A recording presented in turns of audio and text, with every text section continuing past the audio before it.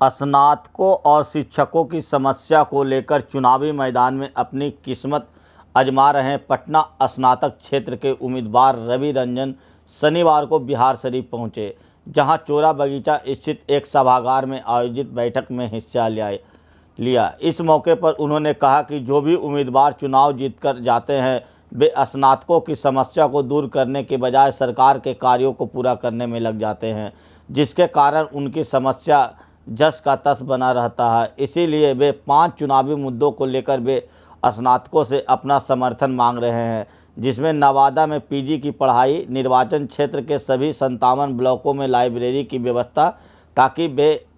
अध्ययन कर रोजगार प्राप्त कर सके, साथ ही जिन्हें रोजगार ना मिल सके उन्हें प्रशिक्षण देकर स्वरोजगार से जोड़ना। इसके अलावा अगर वे चुनाव जीतते हैं तो नियोजित शिक्षकों को समान काम का बदले समान वेतन और वित्त रहित शिक्षकों की मांग को उठाने का काम करेंगे। इस मौके पर कुणाल सिंह, रंजय चौहान, डॉक्टर अजय सिंह, मुन्ना सिंह, प्रमोद सिंह, अजय सिंह, किरण देवी के अलावे कई लोग मौजूद थे। हमारा जो चुनावी मुद्दा है ये 1950 से लगातार ये इलेक्शन चलता चला आ रहा है। पटना स्नातक निर्वाचन क्षेत्र का, इवन बिहार में जितने भी स्नातक निर्वाचन क्षेत्र में जो भी स्नातक का जनप्रतिनिधि आज तक हुआ है, वो सारे जनप्रतिनिधि जो हैं ये स्नातकों के और स्नातक करने के बाद जो नौकरीशुदा लोग हैं उनकी समस्याओं को उठाने की ये व्यवस्था का निर्माण हुआ था। बट इन व्यवस्थाओं को छोड़कर उन लोगों का ध्यान सिर्फ वही है जो आम विधायक का या नॉर्मली जो आपके मुखिया होते हैं उनका या वार्ड मेंबर का होता है, वो भी गली बनवाने में लगे हुए हैं, वो भी चापाकल लगवाने में लगे हुए हैं, वो भी नाला बनवाने में लगे हुए हैं, वो भी छतदार चबूतरा बनवाने में लगे हुए हैं। ये कहीं से भी किसी भी सूरत में स्नातकों का हित साधन नहीं करता है। हमारा जो अपना एजेंडा है वो एजेंडा ये है, हम 4 एजेंडा पे इलेक्शन लड़ रहे हैं। पहला हमारा एजेंडा है वो ये है कि हम जब पहली बार इलेक्शन जीत कर जाएँ तो हमारा जो पटना स्नातक निर्वाचन क्षेत्र है इसमें 3 जिला आता है, नालंदा, नवादा और पटना। नवादा में पीजी की पढ़ाई नहीं होती है, तो मेरा पहला एजेंडा ये है कि वहाँ के बच्चे जो गरीब बच्चे हैं और वहाँ ग्रेजुएट करने के बाद वो पढ़ाई छोड़ देते हैं, तो मेरा पहला जो ये होगा कार्य होगा वो यही होगा कि वहाँ हम पीजी की पढ़ाई स्टार्ट कराएं, जिससे कि वहाँ के बच्चे और बच्चियाँ वहाँ आगे की पढ़ाई को अपनी जारी रख सकें। दूसरा सबसे बड़ा एजेंडा हमारा ये है कि जो हमारे ग्रेजुएट हैं वो पढ़ने के बाद करते क्या है, वो पढ़ने के बाद जो है नौकरी की तैयारी करते हैं। और नौकरी की तैयारी के लिए उनको चाहिए क्या? नौकरी की तैयारी के लिए उनको एक माहौल चाहिए, नौकरी की तैयारी के लिए उनको किताबें चाहिए पढ़ने के लिए, और नौकरी की तैयारी के लिए अखबार और मैगजीन चाहिए।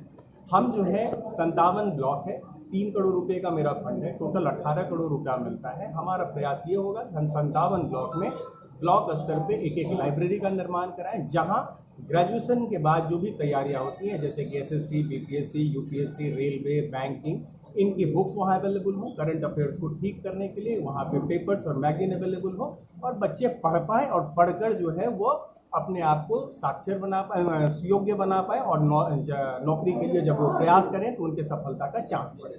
तीसरा हमारा समस्या ये है कि हमारे बच्चे जो पढ़ते हैं, 1000 बच्चे पढ़ते हैं, 5 की नौकरियाँ होती हैं, 995 बच्चा क्या करता है, इसके प्रति न सरकार का कोई रुझान है, न आम लोग सोच पाते हैं और न गार्जियन सोच पाते हैं। तो हमारा तीसरा एजेंडा यही है कि वैसे बच्चे जो पढ़े और नौकरी नहीं हुई, वैसे बच्चे जो पढ़े और नौकरी नहीं हुई, वैसे सारे लोगों को हम जो है ये बता पाए कि आप कौन सा स्वरोजगार कीजिए, रोजगार करने के लिए कहाँ ट्रेनिंग मिलती है, हमें कंसल्टेंसी सर्विस दें, और रोजगार करने के लिए जो पैसे की ज़रूरत है उसके लिए कैसे आप बैंक जाएं और बैंक कैसे आपको मदद करेगी, हम इसके लिए आपको गाइड करेंगे। चौथा जो सबसे बड़ी समस्या है हमारे यहाँ शिक्षकों की, शिक्षक हमारे जो नियोजनवाद है इस पर बहुत बड़ा डिबेट चल रहा है और लगातार चल रहा है। हमारे शिक्षक लगातार आंदोलन कर रहे हैं, बट ये सरकार के कान में जू नहीं रह रहा है। हमारे जो शिक्षक हैं जिनकी सैलरी बहुत कम है, और वो जो है उनसे बिहार में जितने काम लिए जा सकते हैं वो सारा काम उन्हीं को करना पड़ता है, चाहे वो पशु गणना हो, या फिर वो मिड डे मील हो, या फिर वो साइकिल योजना हो, या फिर वो पोशाक योजना हो, पर काम के बराबर उनको वेतन नहीं मिलता। तो हमारा ये डिमांड है कि समान काम समान वेतन के लिए हम संघर्ष करेंगे। इनकी बातों को हम जो है सदन में उठाएंगे, और सदन में उठाकर कैसे इनके हित में कार्य किया जा सके उस पर काम करेंगे। और 5वां जो लास्ट है वो वित्त रहित शिक्षा से, हमारे शिक्षक हैं और वित्त रहित शिक्षा में वो काम कर रहे हैं, बच्चों को पढ़ा रहे हैं, बट उनको भी उस हिसाब से जो उनको वेतन मिलना चाहिए वो नहीं मिलता है। इनकी आवाज़ को बुलंद करके हम सदन में